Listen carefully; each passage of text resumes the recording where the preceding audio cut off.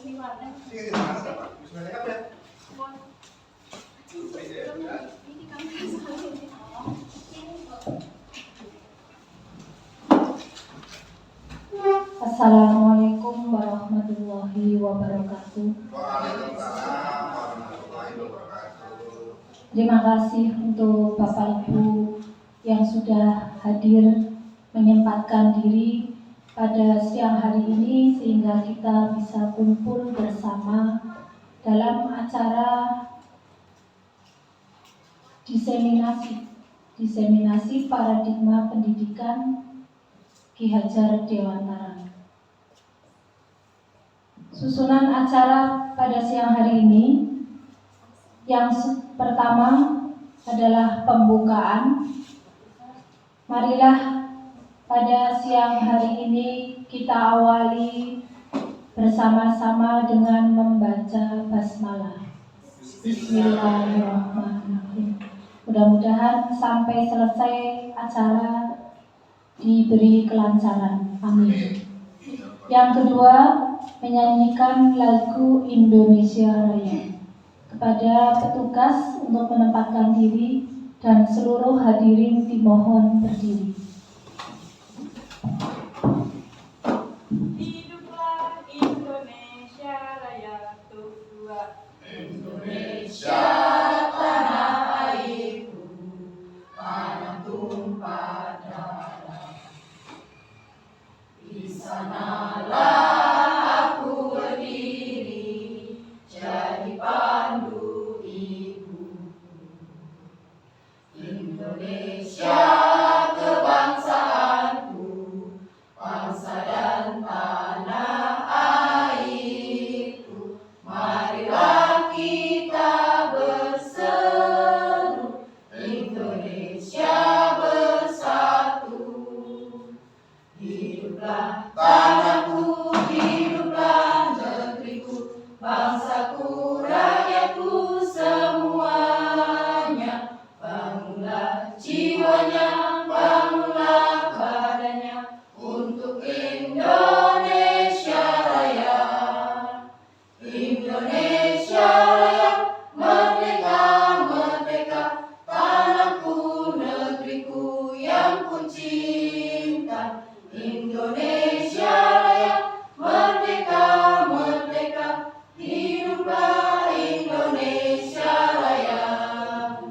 Indonesia Raya, merdeka, merdeka, tanahku, negeriku yang ku cinta. Indonesia Raya, merdeka, merdeka, hiduplah Indonesia Raya. Hadirin dimohon duduk kembali.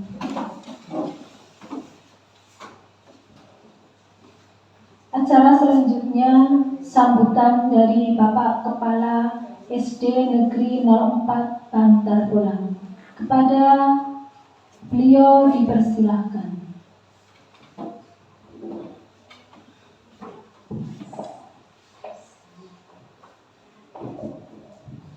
Bismillahirrahmanirrahim. Assalamualaikum warahmatullahi wabarakatuh.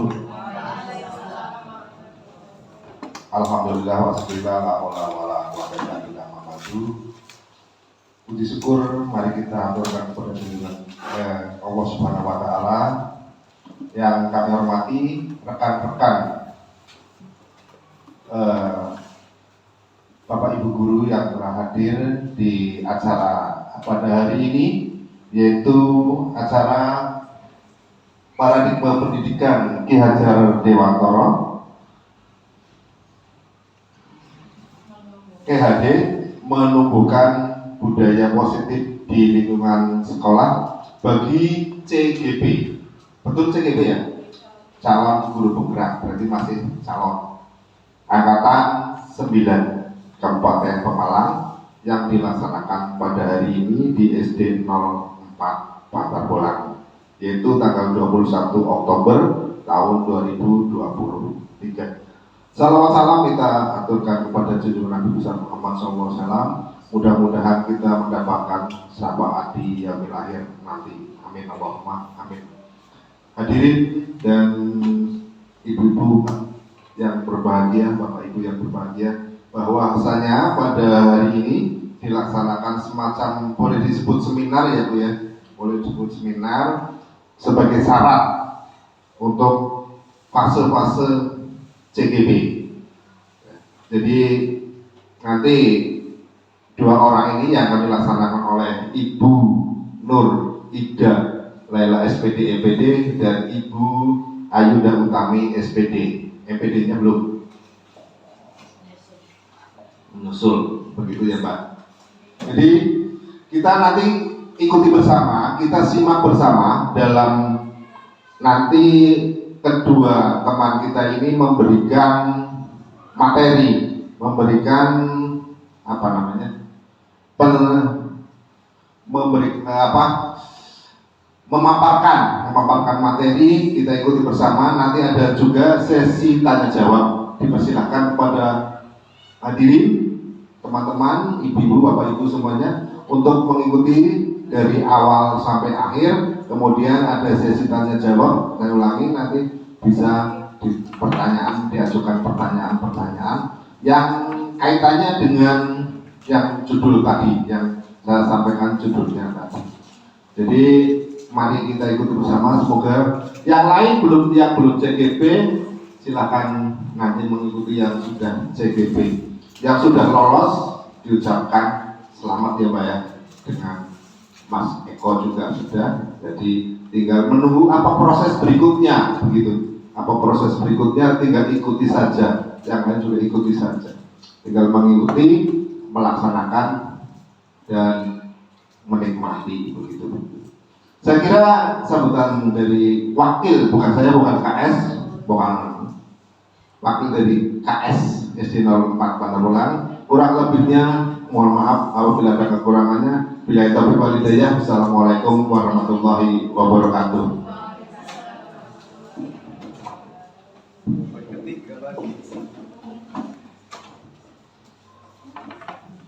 Acara selanjutnya pemaparan sesi pertama paradigma pendidikan Ki Hajar Dewantara, nilai, peran, dan visi guru dalam mewujudkan merdeka belajar di sekolah oleh Ibu Nur Ida Laila.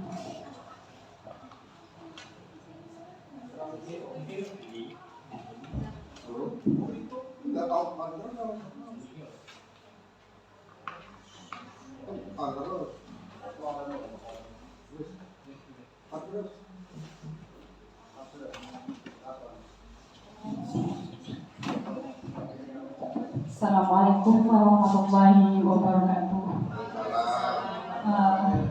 Hari ini saya akan memaparkan tentang desimasi aksi nyata saya sebagai calon CGP Angkatan 9, yaitu paradigma pendidikan Ki Hajar Dewantara menumbuh kembangkan budaya positif di lingkungan sekolah.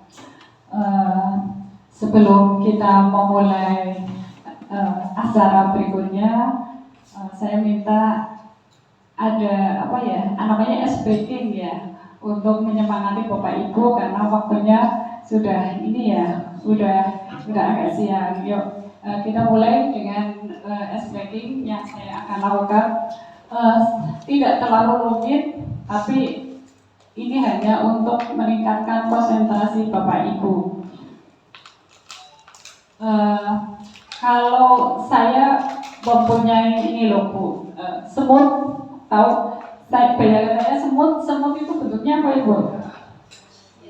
Kecil. Nanti kalau misalkan saya bilang semut, berarti Bapak Ibu gerakan seperti ini.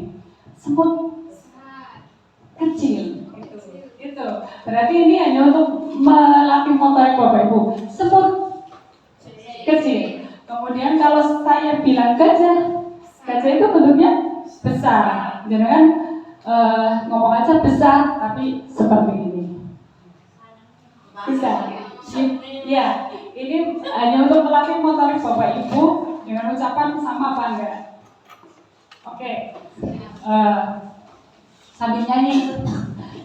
Nanti saya tunjuk satu orang, misalkan semut. Nanti jangan ucapan apa yang tadi saya katakan gitu.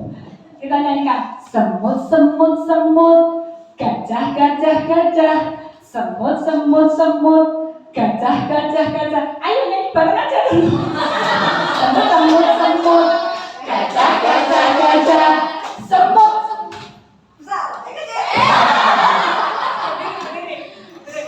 Semut kecil. Betul sekali. Oke, lagi kita ini baru satu. Semut, semut, semut, gajah, gajah, gajah, gajah, gajah, gajah, semut, semut, gajah, gajah.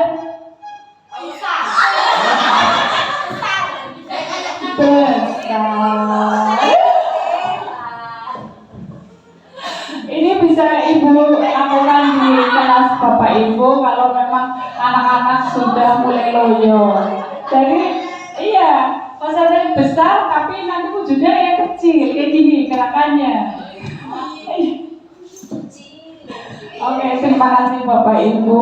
Itu hanya sekedar ice breaking sebentar. Oke, saya langsung aja ke materi ini tentang pendidikan. Ini tujuan pendidikan yaitu menuntun segala kekuatan-kekuatan yang ada pada anak-anak agar mereka dapat mencapai keselamatan dan kebahagiaan yang setinggi-tingginya baik sebagai manusia maupun anggota masyarakat. Ini tujuan pendidikan dari Ki Hajar Dewantara. Kemudian tadi sudah dikatakan bahwa pendidikan adalah diibaratkan sebagai petani, sedangkan siswanya adalah padinya. Ini menunjukkan petani itu menanam padi di sawah, tidak hanya mengubah kodrat, namun ini mengubah kodrat padi untuk tumbuh dan berkembang serta menghasilkan gandum. Sedangkan petani hanyalah menanam benih padi. Sedangkan kemudian beliau memelihara, merawat sehingga menghasilkan padi yang unggul dan berkualitas. Sedangkan padi akan lebih baik, lebih bagus hasilnya, dan tetap itulah merupakan biji padi. Tidak mungkin tumbuh menjadi gandum atau kacang panjang atau yang lainnya, tetap padi. Begitu, itu ibaratkan pendidik, ibaratkan petani, siswa ibaratkan padinya. Kemudian pembelajaran yang mencerminkan filosofi Ki Hajar Dewantara. Yang pertama itu memerdekakan dan berpusat pada murid. Semua guru pasti berpusat pada murid ya Bu.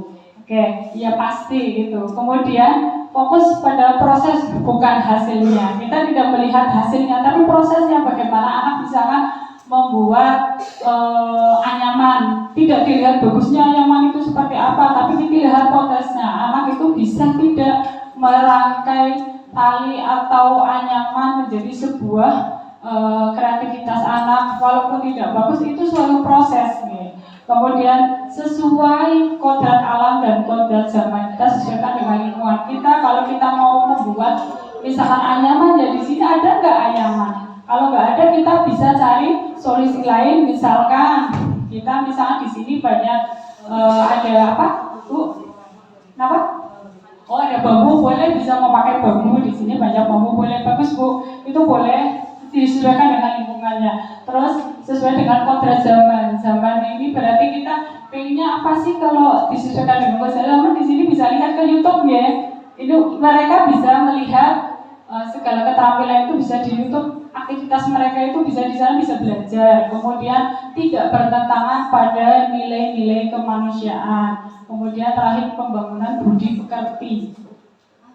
Ini yang harus kita ubah. Yang pertama mindset kita.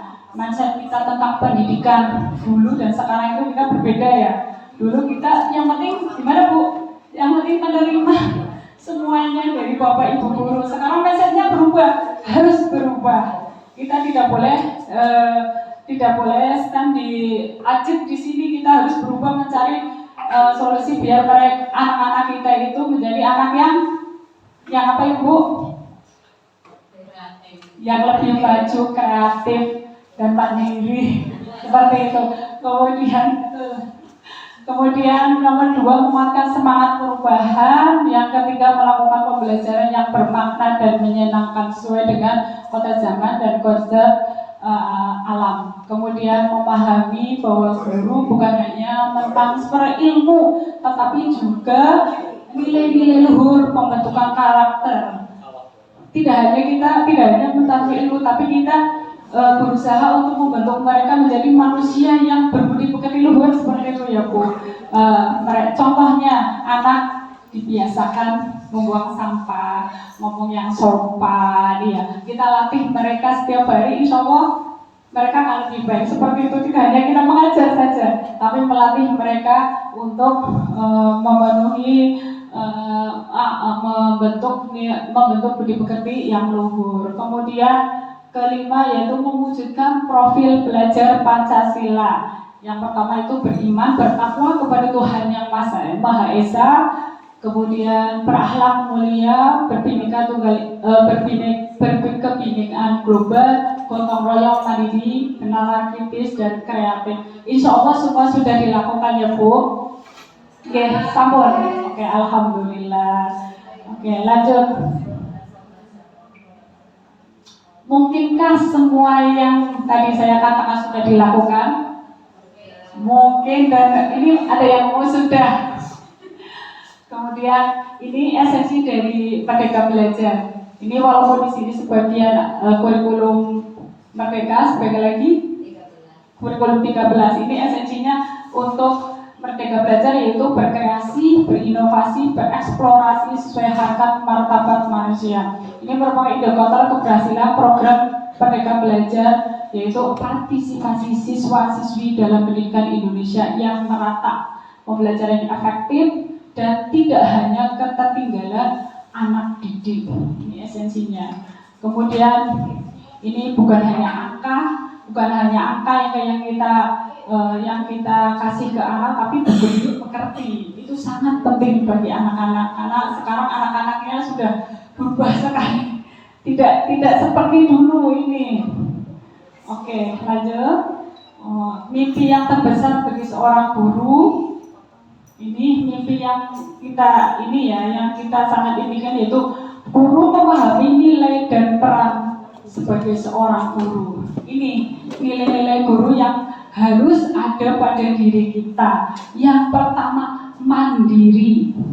Kemudian berpihak pada murid, inovatif, kolaboratif, dan reflektif.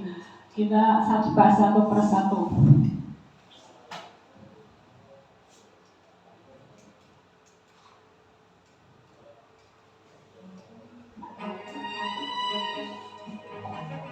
Oke, mandiri. Yang mandiri.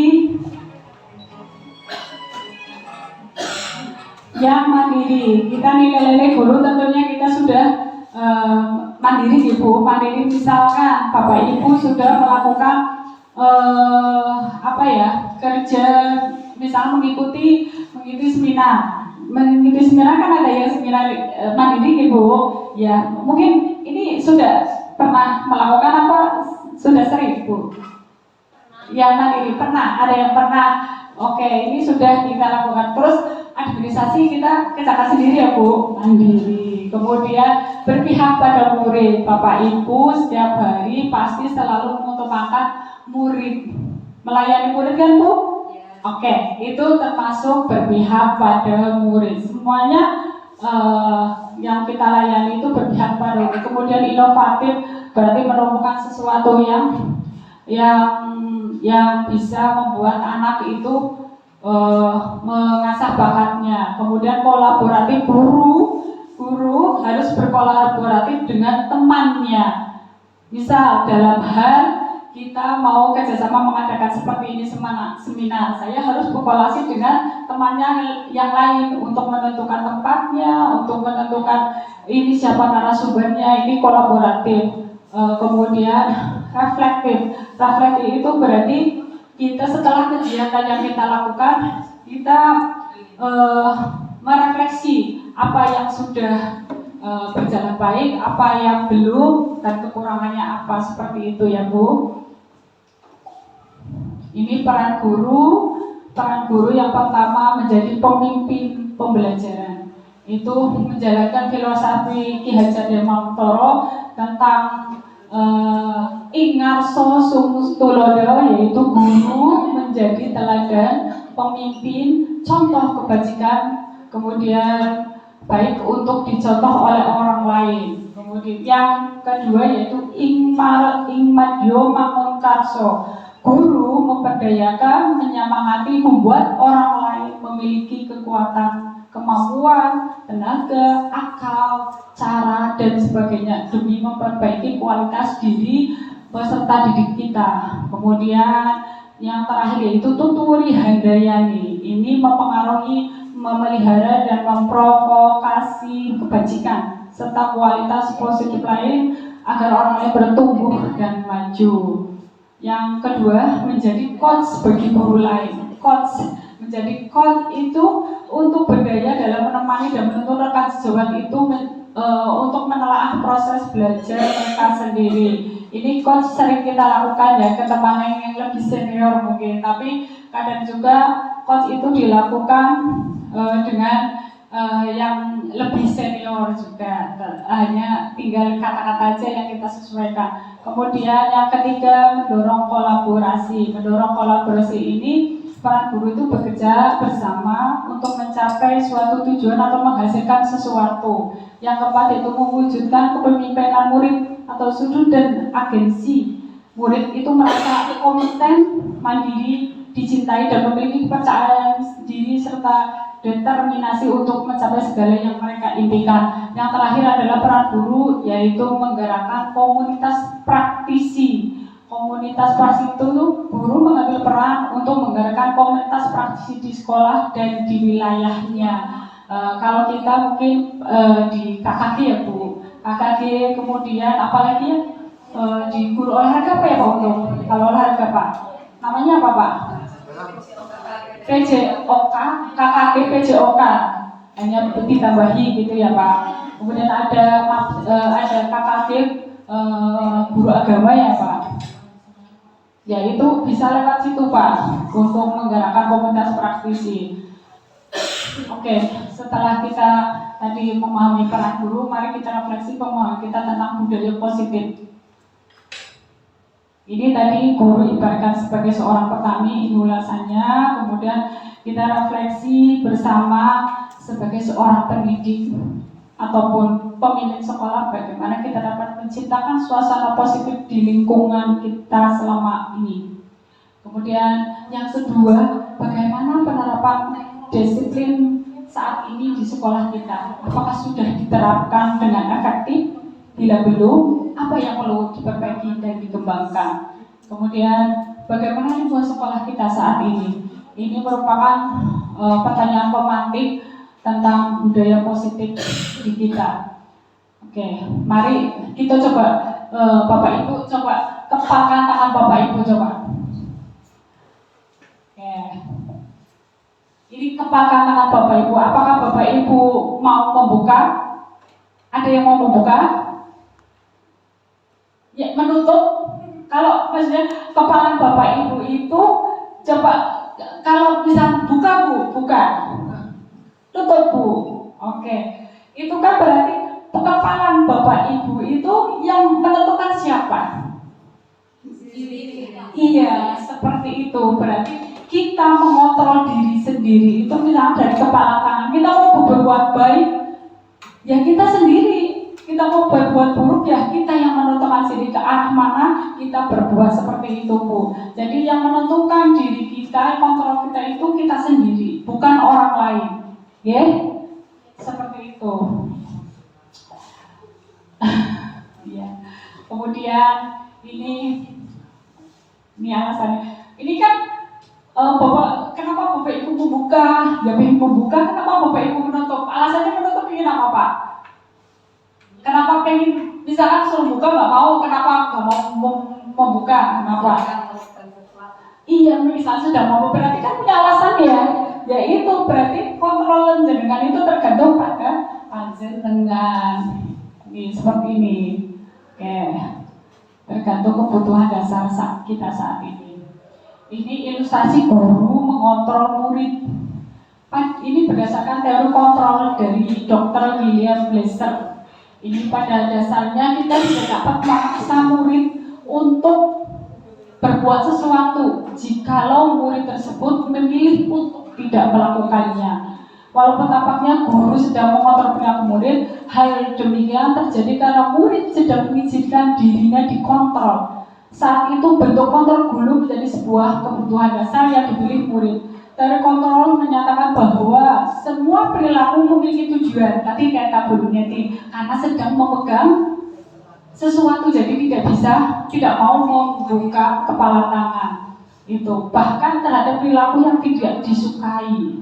Ya.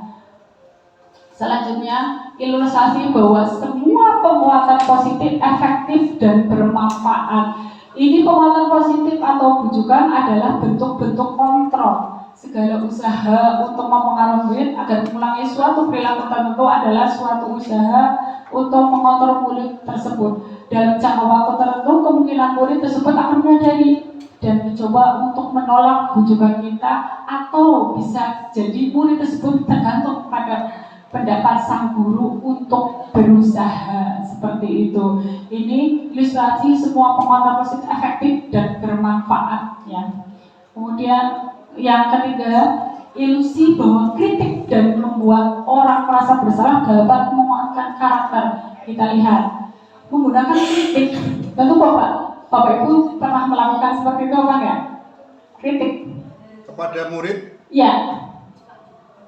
Masukan. Oh, bahasanya masukan. Oke. Kita ini menggunakan kritik dan rasa bersalah untuk mengontrol murid menuju pada identitas gagal, Pak. Jadi kalau kita memilih ternyata murid itu menjadi identitas yang gagal, merasa dia tidak sempurna, terus tidak baik gitu. Ini mereka belajar untuk merasa buruk tentang diri mereka. Berarti hati-hati ya Pak. Nah, kita saat mengajar itu hati-hati sekali. Mereka menggambarkan dialog dirinya itu negatif. Kemudian kadang-kala sulit bagi guru untuk mengizinkan mereka sedang melakukan perilaku ini. Karena seringkali guru cukup menggunakan suara halus untuk menyampaikan pesan. Ya, kadang kita menyampaikan pesan halus, tapi itu sebuah kritik itu pun tidak boleh. Jadi tolong kita sebagai guru, saya juga sebagai guru dan orang tua, seyogianya kita berusaha untuk mengontrol diri kita gitu, agar mereka itu tidak menjadi identitas yang gagal. Sangat berpengaruh sekali ke depannya. Ini ilustrasi bahwa orang dewasa memiliki hak untuk memaksa. Kita dewasa, anak-anak masih anak-anak ya Bu? Iya. Pola pikirnya beda. Orang dewasa itu percaya bahwa mereka memiliki tanggung jawab untuk membuat murid berbuat hal-hal yang tertentu.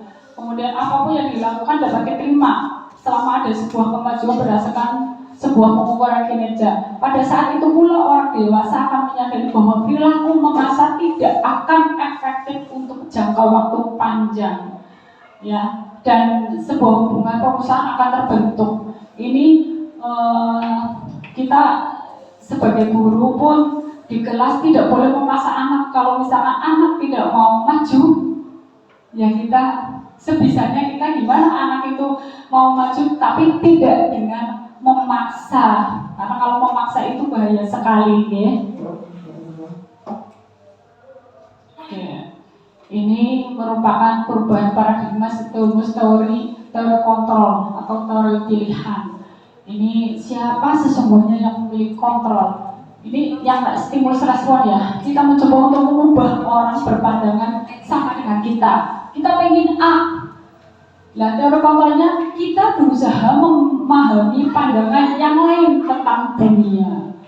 Kita tidak boleh memaksa orang untuk mengikuti A tidak boleh.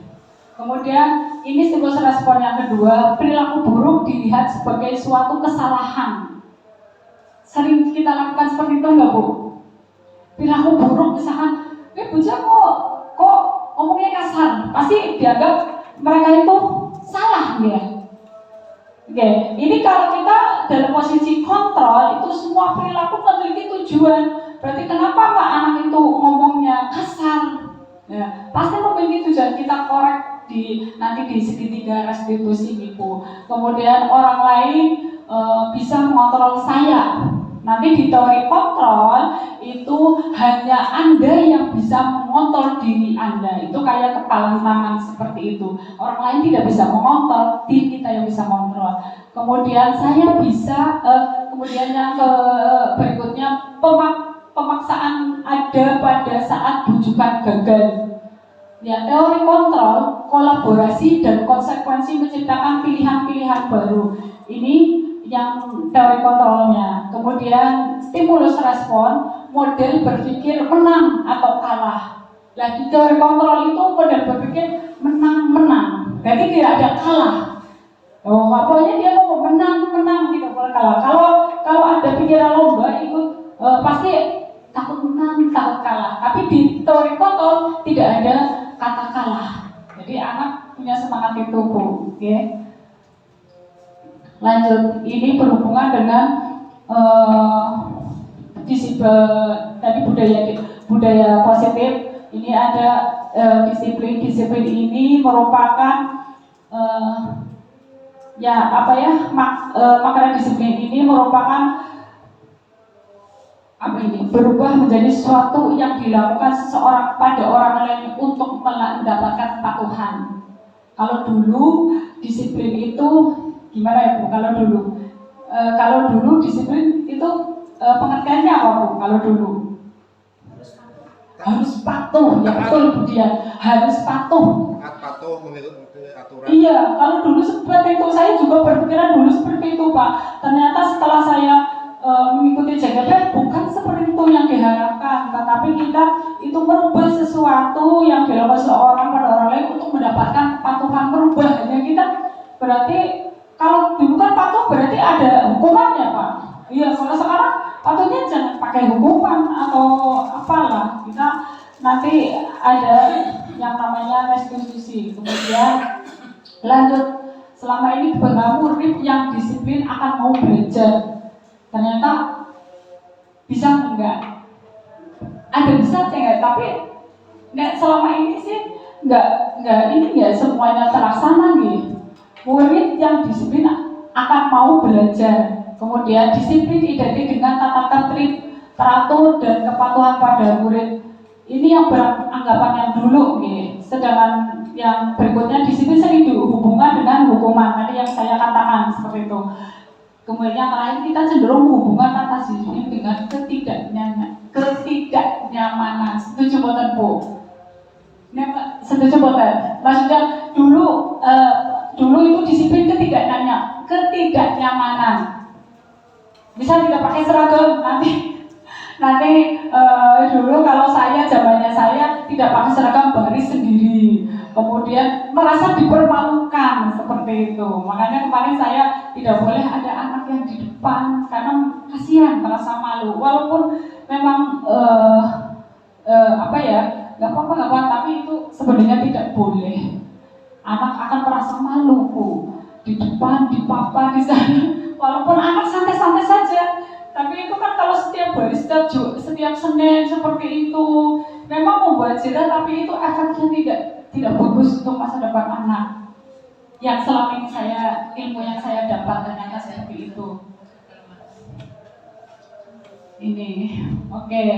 Kemudian belajar disiplin positif tidak harus selalu dengan hukuman, justru itu adalah alternatif terakhir dan bila perlu tidak digunakan sama sekali. Kalau bisa tidak digunakan sama sekali itu hukuman, ya. Oke. Ini contoh tindakan guru. Ini pernah Ibu lakukan? Yang pertama, mencatat 100 kali dalam buku. Saya tidak akan melakukan. Saya pernah, Bu, seperti ini waktu saya SD. Saya pernah, karena saya terlambat. Saya pernah, Bu. Ini termasuk apa, Bu Guru, menurut jenengan? Hukuman atau konsekuensi? Hukuman. Yang kedua, lari mengelilingi lapangan basket 2 kali. Hukuman atau konsekuensi? Hukuman. Kemudian murid diminta untuk push up. Hukuman. Menggantikan kertas tugas teman yang telah dicoret-coret. Konsekuensi, bagus, Bu. Membersihkan tumpahan air di meja karena tersenggol saat belajar. Konsekuensi konsekuensi. Tuh, murid disuruh untuk mengenakan sepatu seharian di sekolah. Hukuman, lari mengelilingi lapangan basket 2 kali. Hukuman, lihat jawaban Bapak Ibu, betul apa enggak? Yang terakhir, lari mengelilingi lapangan, itu konsekuensi karena dia terlambat selama 10 menit. Itu konsekuensinya. Berarti sudah ada namanya kontak dengan gurunya. Kalau terlambat harus seperti ini, konsekuensi. Ini hanya pelajaran bagi kita mana yang merupakan hukuman, mana yang merupakan konsekuensi. Ini sangat ini menurut saya sangat bagus. Jadi saya bisa menentukan ini hukuman apa bukan, dan itu bahaya kalau saya lakukan. Oke, ini diharapkan di kurikulum Merdeka ini syaratnya menjadi murid merdeka. Ini syaratnya kan di kurikulum Merdeka murid harus merdeka kan? Ini syaratnya murid merdeka. Di bahasa kemerdekaan disitulah harus ada disiplin yang kuat. Itu di mana ada kemerdekaan disitulah harus ada disiplin yang kuat. Lah ini bahasa Jawa Merdeka itu jarone ana ora kok nglepasi pangreh ning uga kuat kuasa aman diri priyanggo. Ini merdeka itu artinya tidak hanya terlepas dari perintah, akan tetapi juga cakap buat memerintah diri sendiri. Ini, sudah paham ya Bu? Maksudnya ya Bu? Oke, orang Jawa harus paham. Tidak hanya perintah tapi juga cakap buat memerintah diri sendiri. Kita tidak mungkin orang memaksakan harus seperti ini kalau kita sendiri tidak disiplin atau tidak bisa mengubah diri kita menjadi manusia yang lebih baik. Oke, ini teori motivasi perilaku manusia. 1, untuk menghindari ketidaknyamanan atau hukuman. Berarti ada kalimat pematiknya. Apa yang akan terjadi apabila saya tidak melakukannya? Ini ketidaknyamanan hukuman. Kemudian motivasi perilaku untuk mendapatkan imbalan dari orang lain. Berarti di hati kita, apa yang akan saya dapatkan apabila saya melakukannya? Ini kalau kita melakukan itu. Kemudian untuk menghargai diri sendiri, kita tanya, saya akan menjadi orang yang seperti apa bila saya melakukannya? Oke, ini motivasi ini membuat seseorang memiliki disiplin positif karena motivasinya berperilaku bersifat internal ini Bu, yang untuk menghargai diri sendiri. Ini pada diri kita itu akan memiliki disiplin positif. Kemudian ini saya tanya ke Bapak Ibu, setuju atau tidak? Nah, yang pertama itu hukuman dapat disebutkan anak, setuju atau tidak? Secara lama iya, tapi secara baru enggak. Secara lama iya, secara baru iya. Oke. Berdasarkan teori kan? Kita jawabnya berdasarkan teori atau kenyataan? Sini Pak maju Pak. Oh? Oke, tadi hukuman dapat mendisiplinkan anak. Dan apa Pak jawabannya Pak tadi Pak? Secara teori lama iya mendisiplin, karena disiplin itu pertama harus dipaksa. Oke. Untuk seseorang disiplin harus dipaksa dan ada paksaan untuk menaati peraturan. Iya, berarti harus ada ya. Itu yang lama, cara yang lama ya. Kemudian harus dipaksa ibaratnya yang pertama. Kedua, pemberian hukuman dengan hal positif seperti membaca, membersihkan selokan atau kamar mandi, itu dapat meningkatkan disiplin sekolah apa enggak? Dapat mendisiplinkan apa enggak? Ini yang kita itu rancu antara teori lama dengan baru gitu. Oke, rancu masih rancu, berarti pertanyaannya setuju atau tidak? Setuju lah. Setuju, nomor 2 setuju. Kemudian yang ketiga, memberi penghargaan dapat meningkatkan motivasi belajar anak. Setuju betul? Setuju. Oke, saya hanya memaparkan teori yang sekarang. Iyalah. Oke, ini dihukum dengan penghargaan. Yang terakhir ya Pak, pertanyaan terakhir dari semuanya itu adalah pertanyaan terakhir, dihukum dengan penghargaan. Penghargaan maupun hukuman adalah cara-cara kontrol perilaku seseorang yang menghancurkan potensi untuk pembelajaran yang sesungguhnya. Saya aja kaget Bu, lihat berkontrol seperti ini. Tapi ini menurut Alvin ya, tindakan ini memberikan penghargaan nilainya sama dengan menghukum seseorang. Misalkan Bapak Ibu di kelas memberi pertanyaan, kemudian anak itu dapat hadiah, misalkan pulpen 1, pulpen. itu tidak boleh. Ya, ini ada selanjutnya. Teori menurut Alfi. Ini ternyata ini yang pertama efektif memang dalam jangka pendek. Saat itu orang senang, efektif memang. Tapi dalam jangka panjang itu siswa akan kehilangan motivasi dalam dirinya. Kemudian kedua, penghargaan tidak efektif. Kenapa? Yang dapat pasti senang ya Bu. Tetapi ada sebagian anak yang tidak dapat merasa apa? Minder, menang. Terus apa bahasa ini ya? Mary, kalau kelas 1, Baby nangis ya Bu Baby? Nangis Bu Baby kalau kelas 1. Ya contoh anak saya aja bakal ulang tahun. Anak saya 4, yang ulang tahun 1 mintanya 3-nya minta dikasih kado semua. Ya saya laksanakan karena salah satunya ada yang nangis. Mungkin berpikiran seperti itu ya Bu. Itu seperti itu. Jadi ini saya berusaha untuk melakukan teori ini. Oke, yang ketiga, penghargaan merusak hubungan. Ini jika seorang guru memberikan penghargaan pada muridnya, besar kemungkinan muridnya termotivasi hanya untuk menyenangkan gurunya. Mereka tidak akan bersikap jujur kepada gurunya. Iya, saya ternyata ya nggak tahu kalau Bapak Ibu melihat anak-anak panjenengan di kelas, tapi saya kayak gitu untuk mendapatkan nilai yang bagus, ulangan kadang Bu, ulangan karena biasa mendapatkan mungkin penghargaan hebat dan lain-lain itu kadang nyontek itu kan berarti tidak jujur ya Bu, karena dia merasa sering mendapatkan nilai yang bagus, tapi karena dia tidak mau akhirnya dia melakukan seperti itu kan tidak boleh, itu akhirnya merusak hubungan antara murid dan guru. Kemudian nanti penghargaan menurunkan kualitas. Menurunkan kualitas ini yang dapat penghargaan akan semakin cepat. Iya, semakin cepat, tetapi yang tidak itu akan berhenti, tidak berkembang. Ini mungkin anak-anak yang sering sering maju lomba-lomba, kadang yang tidak ikut lomba maju, lah itu aja, Irul aja kan dia sering seperti itu, saya bingung seperti itu Bu, apa sama apa tidak, nggak tahu. Kadang yang ikut lomba anak-anak itu terus, karena mereka yang tidak ikut lomba merasa tidak pede mau mengikuti lomba, tapi karena dia tidak terbiasa, ya terbiasa itu seperti itu. Ini Putri Pribun. Oke,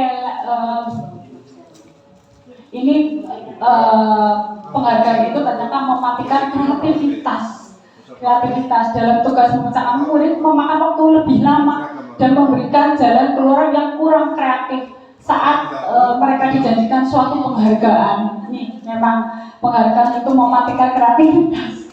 Kemudian yang keenam itu penghargaan itu menghukum. Misalkan dalam ranking, mereka mendapat ranking 2 dan akan merasa paling dihukum. Apalagi yang mendapatkan ranking terakhir. Saya tahu kalau 2 sampai 10 mungkin aman. Tapi yang ranking terakhir itu ibunya sudah, apalagi anaknya sudah nggak mau ngambil rapot. Kalau sudah ngerti ranking yang terakhir, udah paling rankingnya terakhir ya Bu. Seperti itu. Jadi saya kadang mikir kenapa ada ranking lah. Dulu kan memang seperti itu ya Bu, pakai ranking ya.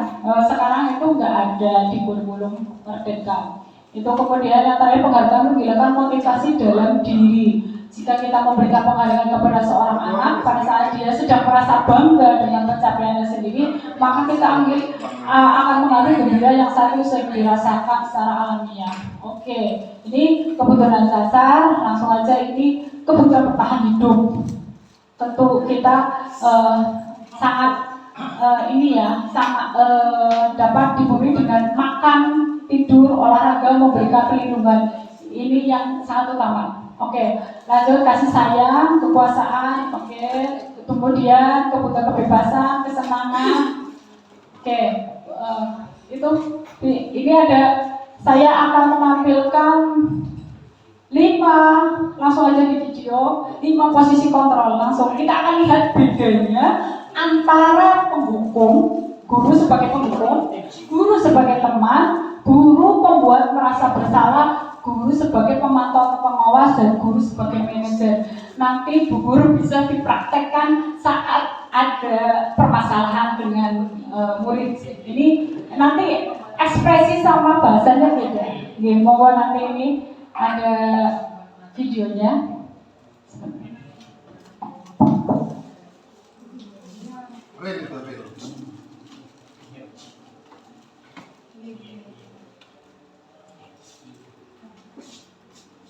Iya sih, mulai kurikulum kayak bisa dilakoni seaslinya ya. Itu contohnya hubungan karo apa penghargaan gitu ya.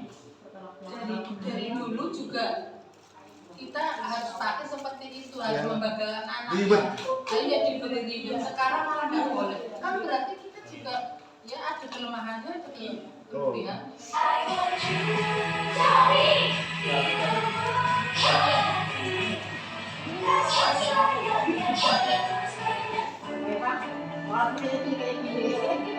Waduh, ngomongnya langsung senang.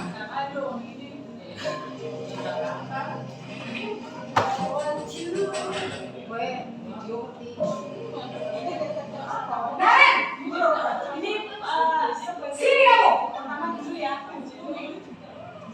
Selamat pagi Bu. Selalu terlambat. Kamu deh, pasti terlambat. Maaf Bu, saya Apa? Apa coba? Alasan kamu apa lagi? Kapan sih kamu tidak terlambat? Terlambat jorna bae. Malas sekali ya kamu jadi anak. saya Dasar pengawas. Gelut Gak jorna. kapok-kapok Gelut sih jorna. kamu. Sudah berapa kali terlambat? Sana, kamu keliling lapangan basket 2 kali. kenapa saya harus ke lapangan basket Bu? Kenapa? Kamu ngelawan ibu?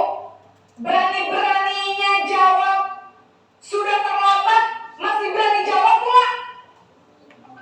Sekarang, keliling lapangan basket 5 kali sekalian. Biar kapok. Cepat. Pergi sana ke lapangan basket.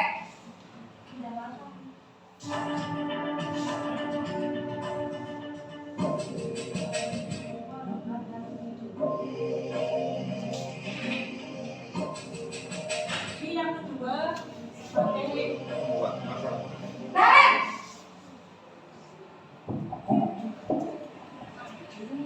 Selamat pagi Bu. Naren. Kamu kenapa terlambat lagi, nak? Ya Tuhan, Naren. Kamu senang ya bikin ibu susah ya? Kalau kamu terlambat lagi, nanti ibu yang ditegur bapak kepala sekolah, nak. Disangka ibu tidak bisa membina kamu. Duh, gimana ini? Maaf Bu. Duh, Gusti Naren. Kamu suka ya kalau ibu ditegur bapak kepala sekolah? Terus, sekarang ibu harus tulis apa ini di buku absen? Ini kamu sudah sering terlambat loh. Ibu harus apa coba? Maaf Bu. Maaf sekali. Ya sudah, lain kali jangan bikin ibu susah lagi ya nak ya. Ibu tidak akan kuat lagi kalau kamu begini terus. Bisa jantungan kalau ibu tegur bapak kepala sekolah. Sana cepat ke kelas. Maaf ya Bu. Maaf sekali. Banget. Maafin aku ya. Posisi pembuat rasa bersalah berbicara dengan nada tenang.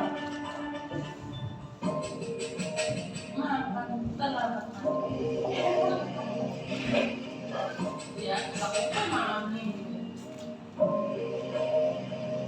Naren, dilihat nadanya ya Bu. Dulunya nggak pernah salin ya bajunya. Selamat pagi Bu. wah sudah jam berapa ini nak? Terlambat lagi ya sayang. Iya Bu. Habis ibu saya lupa bangunkan saya Bu. Kamu malah menyalahkan ibu kamu. Kamu bukannya anak yang larinya paling kencang. Kok terlambat sih? Iya Bu. Saya memang terlambat bangun tadi. Jadi biarpun saya lari kencang, tetap gak kekejar Bu. Ya sudah sana. Nanti lain kali larinya lebih kencang lagi ya. Biar gak terlambat lagi. Bikin senang ibu. Demi ibu. Bisa kan? Bisa lah Bu. Ya sudah sana masuk kelas. Ibu beresin urusan absen kamu. Kamu ini ada-ada saja. posisi sebagai pemantau, monitor atau pengawas.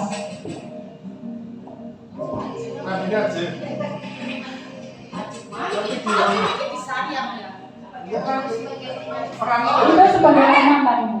Kalau ini pengawas. Perannya beda-beda. Selamat pagi Bu. Naren, apa peraturan sekolah kita tentang jam berapa kita harus masuk sekolah, Nak? Kita harus di sekolah jam 7 Bu. Iya betul, sekarang sudah jam 7.20. Naren sudah tahu konsekuensinya jika terlambat hadir. Paham Bu, saya harus tinggal kelas pas jam istirahat selama 20 menit. Iya benar, konsekuensinya demikian. Jadi nanti jam 9.30 pas istirahat, kamu harus tinggal di kelas, kerjakan tugas tambahan untuk ketertinggalan kamu, ya? Baik Bu. Di posisi yang paling baik sebagai manajer.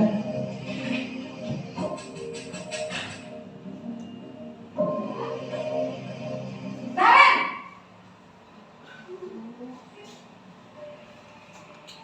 Selamat pagi Bu. Selamat pagi, Naren. Maaf Bu, saya terlambat. Iya, sekolah masuknya jam 7, sekarang sudah jam 7.20. Jadi sekarang bagaimana ini, Naren? Maaf Bu, saya lupa setel alarm saya semalam. Baiklah, menurut kamu, keyakinan sekolah yang mana yang perlu kamu tingkatkan? Menghargai diri sendiri dan orang lain mungkin ya Bu. Setuju. Jadi, apakah Naren meyakini prinsip saling menghormati tersebut? Iya Bu, saya meyakininya. Apakah Naren bersedia memperbaiki masalah keterlambatan ini? Bersedia Bu. Bagaimana kamu akan perbaiki masalah keterlambatan ini? Saya akan coba untuk tidak lupa menyetel alarm saya Bu. Baik, kalau Naren lupa menyetel alarm di rumah, ada orang yang kira-kira bisa bantu mengingatkan tidak? Ada Bu, kakak saya, Kak Emma. Ada lagi selain Kak Emma?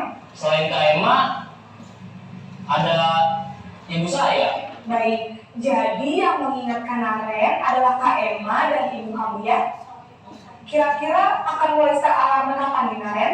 Setelah pulang sekolah, akan segera saya lakukan. Baik, jadi Naren akan setel alarm untuk bangun besok pagi dan akan diingatkan oleh kakak dan ibunda Naren ya. Ada lagi yang mungkin perlu dilakukan Naren? Agar tidak terlambat bangun lagi. Tidak ada Bu. Baik Naren, terima kasih untuk kerjasama kamu. Sekarang kamu perlu kembali ke kelas untuk belajar. Baik Bu, terima kasih. Oh Bu Lili. Oke, terima kasih telah menonton videonya. Ini yang sebagai manajer itu merupakan salah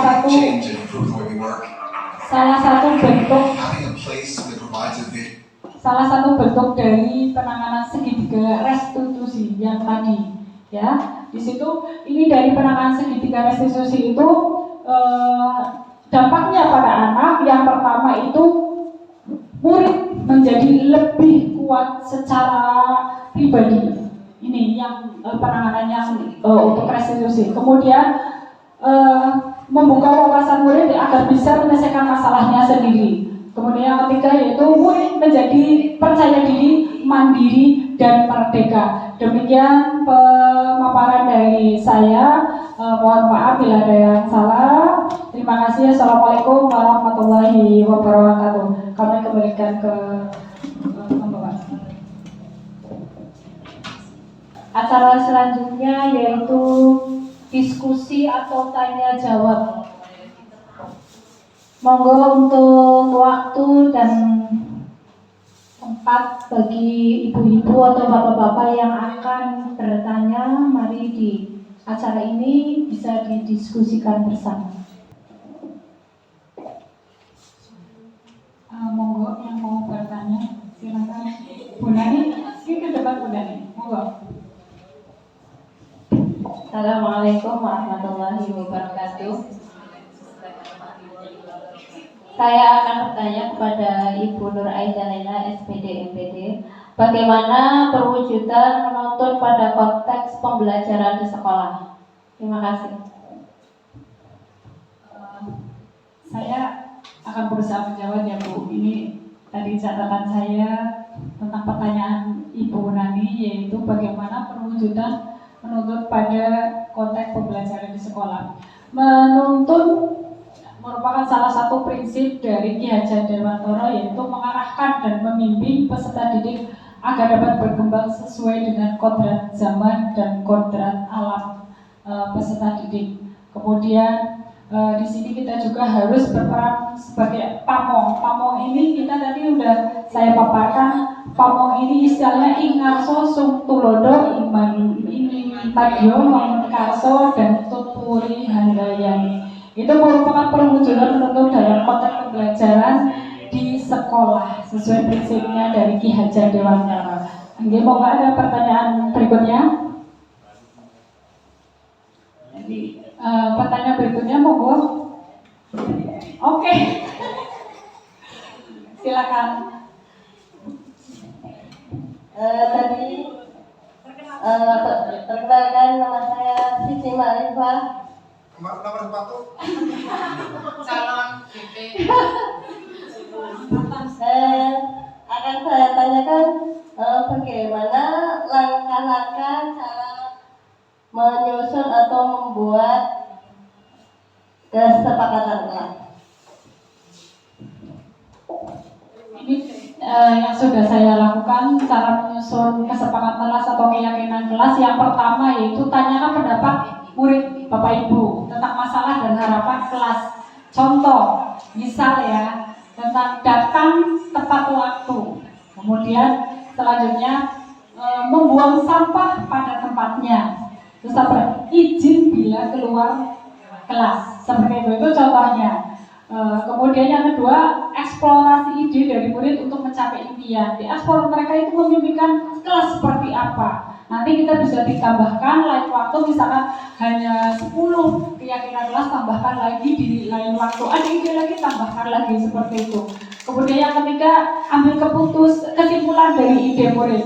Kalau ada kalimat yang kira-kira belum pas, kita paskan menjadi kalimat yang mudah dipahami. Kemudian yang keempat itu ubah ide menjadi keyakinan kelas. Yang kelima terakhir tanda tangani kontrak keyakinan kelas. Boleh tangani salah satu, misalkan ketuanya dengan gurunya, tidak apa-apa. Yang penting ada yang mewakili tanda tangan kontrak untuk keyakinan kelas. Demikian jawaban dari saya. Mohon maaf bila ada yang salah. Wassalamualaikum warahmatullahi wabarakatuh. Acara selanjutnya yaitu refleksi kegiatan oleh Kepala Sekolah SD 04 Bantar Tulang. Pada beliau dipersilakan.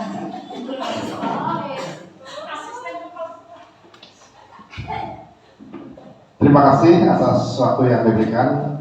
Dari pemaparan tadi bisa kita simak bersama, bisa kita simpulkan bersama bahwa paradigma pendidikan atau paradigma merdeka belajar itu beda dengan paradigma pendidikan yang lalu. Terbukti dari pemaparan tadi, ada masalah pasti ada solusinya, begitu. Jadi bagaimana kita mengimplementasikan kepada kegiatan kita setiap hari, nanti bisa kita laksanakan bersama-sama. Penerapannya bisa kita sinambungkan, dilaksanakan sesuai dengan merdeka belajar yang telah kita ketahui bersama. Oh ternyata sudah berubah, oh padahal tidak ada perubahan-perubahan, cuma pengembangan secara teori dari konsep dasar KHD, pendidikan menurut KHD, yaitu Ki Hajar Dewantara. Jadi ada 4 pertanyaan dari rekan-rekan semuanya, para peserta semuanya, dan telah dijawab, dan memang itu semestinya yang harus kita lakukan bersama. Demikian refleksi pada hari ini. Semoga pertemuan pada hari ini ada manfaatnya bagi kita semua. Kita bisa meningkatkan kinerja kita dalam hal KBM di sekolah dan di kelas masing-masing, baik secara pribadi maupun secara institusi. Terima kasih. Assalamualaikum warahmatullahi wabarakatuh. Demikian acara siang hari ini. Marilah acara yang terakhir yaitu penutup. Marilah kita membaca hamdalah bersama-sama. Alhamdulillahirabbil alamin. Monggo Bapak Ibu untuk snack dan makannya bisa dicicipi atau bisa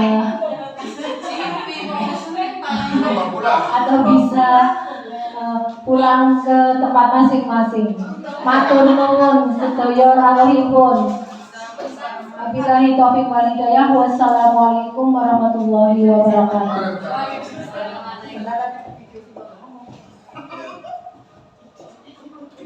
Berikut saya tampilkan video 5 posisi kontrol sebagai guru.